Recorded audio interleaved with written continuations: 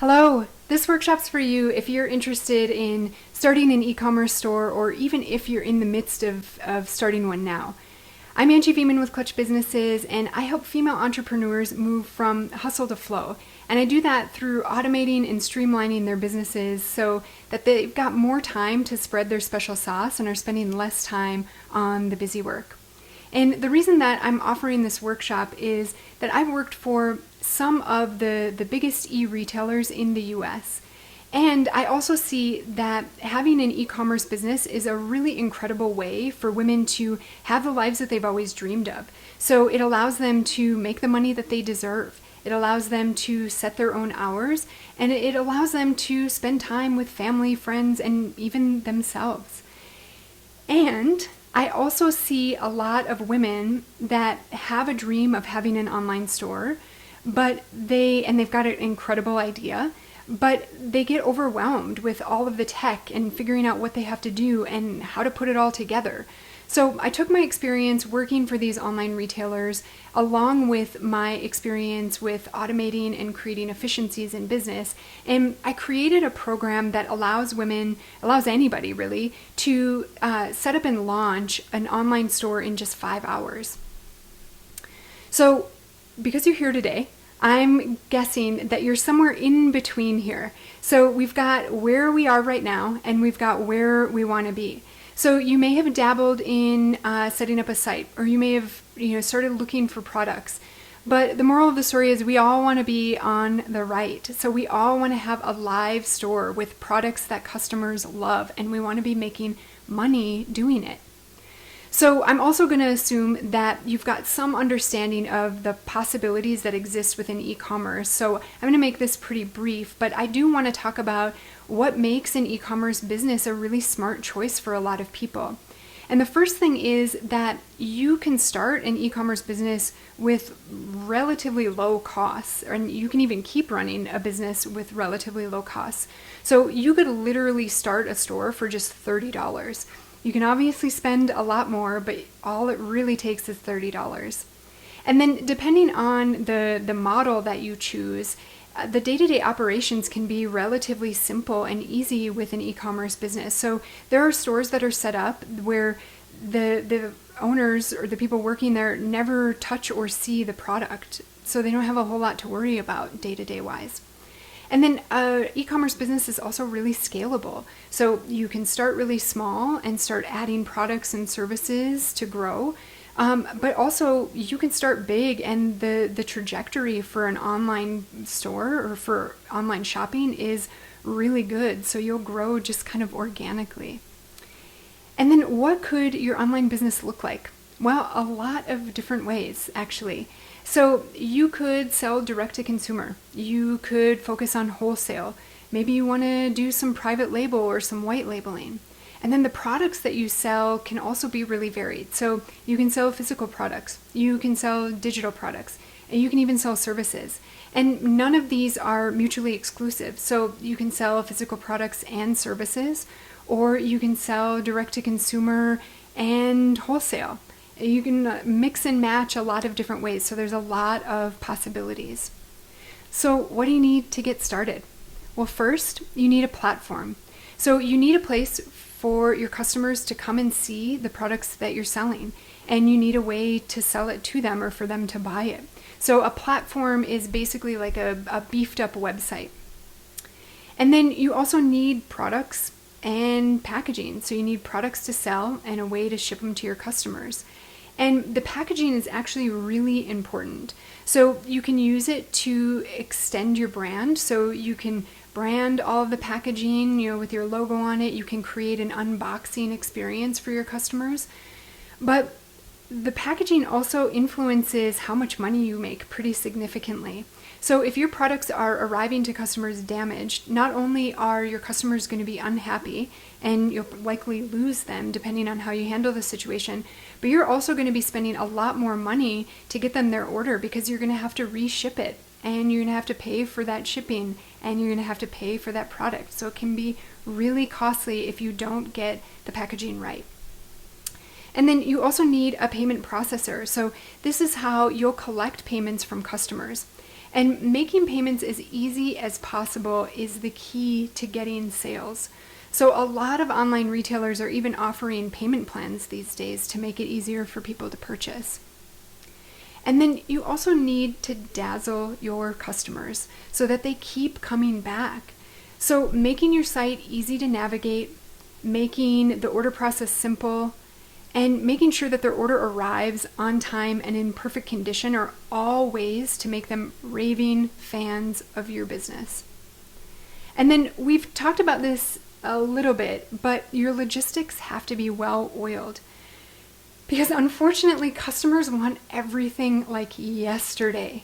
So unless they're ordering custom products, it's going to be really hard to explain to them why it took a week to put their order even in the mail. So you'll need a tight process in place to get orders out as soon as possible. And you also need reliable carriers so that packages aren't delayed. I think we've all experienced this as consumers ourselves, where we've been told something's going to arrive on Tuesday. We are counting on that because we need it for the following day, and it doesn't show up. And that's not the business's fault necessarily, but you just don't want to introduce that kind of frustration and agony to your customers or to yourself. Okay, so having the right platform in my mind is one of the most important things that you can do for your e-commerce store. So I want you to grab a pen and a piece of paper, and I want you to answer a few questions. So the first question is, what's your online sales model? So are you going to be doing direct to consumer? Are you going to be doing wholesale? And then the second question is, what kind of products are you going to sell? Are you going to sell physical? Are you going to sell digital? Are you going to sell services? And then I want you to write down how you're currently accepting payments. So if you're not accepting payments, don't worry about it. Don't write anything down, but just write down who the payment processor is if you've got one. And then I also want you to write down who your current web host is if you have a website. So this would be like Squarespace or WordPress or GoDaddy. And the reason for this is that a lot of those web hosts have plugins or add-ons, e-commerce add-ons. So rather than creating a whole new website, you can just add on this e-commerce component so that you don't have to start from scratch. If you don't have a website, don't worry about it. It's no big deal.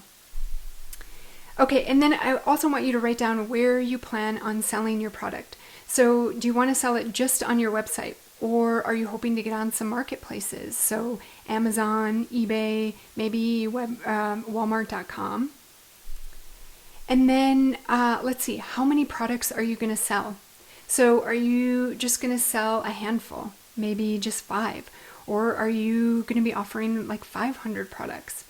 This is important because some of the platforms base their pricing off of how many products you're listing.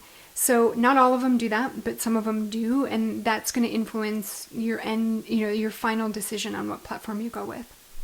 And then along those same lines, write down how many users you're going to need. So basically how many logins or how many people are going to need to log in and make changes or updates or gather information from your platform, your e-commerce site, we'll call it now. And this is for the same reason that some of the platforms charge based on the number of users. Okay, and then I also want you to write down if you currently have a POS system or a point of sale system. So a lot of, well, maybe not a lot, but some of the point of sale systems have an online component. So again, rather than starting from scratch, you might be able to take the information that you've already entered into your point of sale system and just transition it online, saving you tons of time, tons of frustration, and potentially a lot of money too. Okay, and then these last ones are maybe a little nitpicky and not necessary, but they might be important features for you. So the first is I want you to write down if you want an abandoned cart feature. So what this is somebody's on your site, they see something that they like, they put it in their cart, but they never buy it. You have, with an abandoned cart feature, you have the option of sending them a message, maybe a couple of hours later or a day or two later, and asking them, hey, I saw that you like this. Here's 10% off for you to complete the purchase. You don't even have to offer them something special. You can just remind them that it's there, because I mean, we all get really distracted on our computers. I know that I've got abandoned carts all over the place, just because I forgot to go through with it. And the reason that I'm having you write that down is that not a lot, but some of the platforms charge extra for that feature. Okay. And then the final thing is, if you are going to need a point of sale system. So if you're starting your business online but intend to have brick and mortar stores eventually, or maybe you're planning to sell at farmers markets or things like that. Again, if you've got something that has POS functionality in addition to online, it can save you a lot of time and money potentially. Okay, so now you've got an amazing checklist to start researching the right platform for you. So do a Google search for e-commerce platforms and start to compare the options on the list that you've just created with the features that they offer. And then once you've found a few that seem like they might be a good fit, start to compare the prices. So most of the platforms are going to charge a monthly fee. So it's just a flat monthly fee for this, this, and this. But one thing that I want you to watch out for when you're comparing prices and features is that some of them are going to charge a monthly fee and a transaction fee. And that transaction fee is usually in addition to the transaction fee that you're already going to be paying the payment processor. So a low $30 a month fee could quickly become several $100s without you even realizing it. Now, the one exception that I'll make a note of here is Shopify. So if you're looking at Shopify, I would recommend not using an external payment processor with them, because they are one of those people that will charge you a monthly fee and a transaction fee. But their payment processor so they have their own payment processors, is why I'm mentioning this. So if you use their payment processor, you don't pay that additional transaction fee. And their transaction fees are actually really competitive with all of the external payment processors that you might end up using. Okay, so what about products?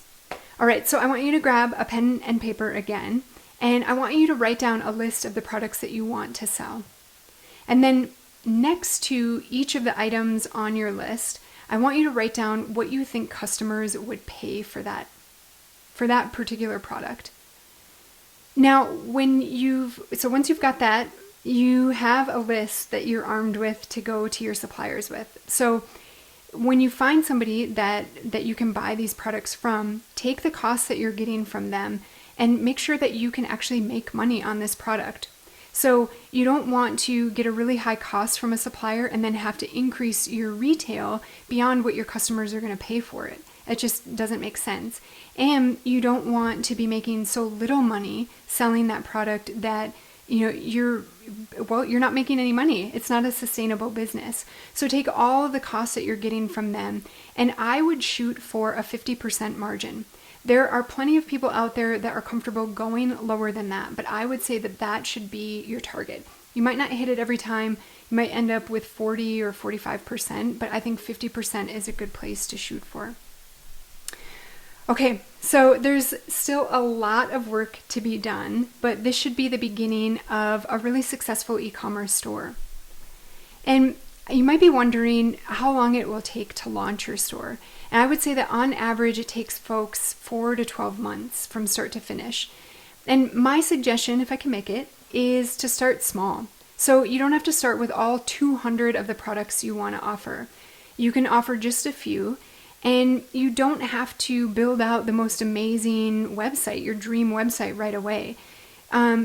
Basic doesn't mean broke down. There's plenty of ways to build a very basic business, test it out, make some money, and use that money to invest in your growth, invest in your dream website, invest in those 200 products, all of those things. And now, I mentioned this at the beginning, but if you want to eliminate all the time researching, testing, and stressing, I do have a course that walks you step by step through building your e-commerce store in just 5 hours. And that 5 hours includes the time it takes to complete the course in addition to the platform setup. And with that, you'll be armed with tools that will make running your business easier forever. So you'll have plenty of extra time, which not a lot of business owners can say. So if you want to start making money sooner rather than later, you can register for the course at and check it out. See what it includes and all of that kind of stuff. So you can do that at thecompleteonlinestore.com/invited. And you can use the code ABSOLUTE to get $50 off. And it's already a pretty low cost course. So, that's my gift to you, because I'm so excited to see your stores grow and thrive, and to see you grow and thrive as a result.